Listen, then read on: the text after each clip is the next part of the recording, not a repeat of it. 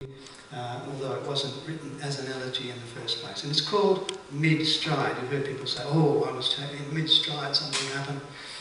And that was the idea that was in my mind when she had that operation. Mid-stride for piano. Well, perhaps I should say there are a couple of Italian words in this because she was born and brought up in the northern part of Italy called the Valtellina, where they have some Alps there called the Alpi Orobie, the Bergamo Alps. The Valtellina is the name of that area, and I do mention some phrase like nonnina, which is a kind of diminutive form for little old grandma, and there's a word giella. Giella is a basket that people carry on their backs around the vineyards of that area. Mezzogiorno is simply midday. Merenda, as you probably know, is sort of a brunch time. Gran Turco is the sweet corn, which is grown widely in the north of Italy.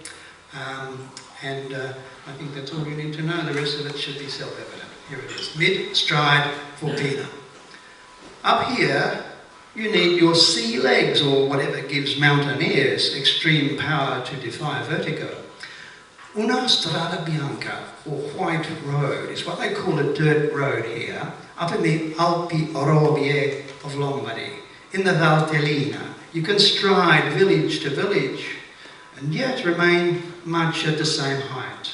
Roads, unsealed, link these hamlets 2 by 2, giving the nod to gravity, despite the valley's blue chasm below.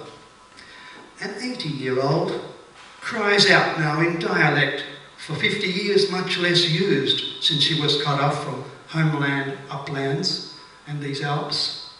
50 years more in flatland, far away with gum trees and swans that are black, she will find her balance taken away in mid-stride.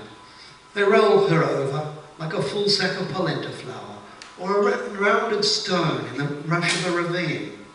Time for her daily wash, change of catheter, or subtle adjustment to suspended drips.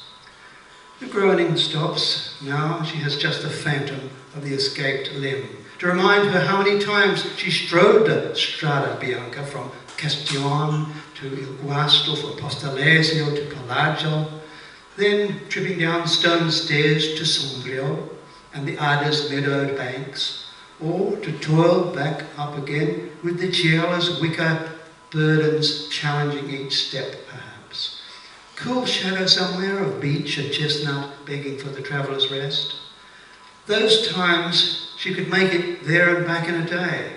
Back to slate roofs and flinty houses, dry stone walls, and church bells calling from one hamlet to the next. Mezzogiorno, when the sun pauses over the distant middle peak, to Merenda. And in the twisting cobbled streets, russet cobs of Gran Turco suspend from eaves, where on floors of open attics, pale moon rows of apples, or sacks of chestnuts take the chill.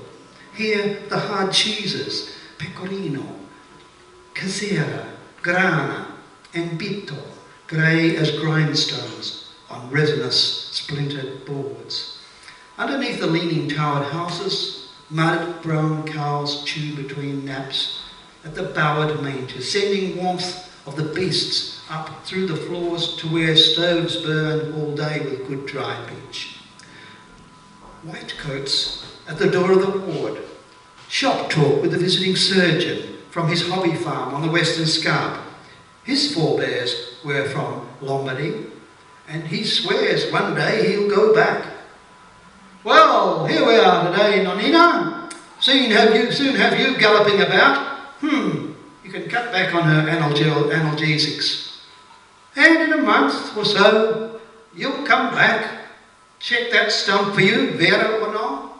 Her mind takes her back to measure the distance from girlhood of gold curls to hospital pillow spread with her frosted locks.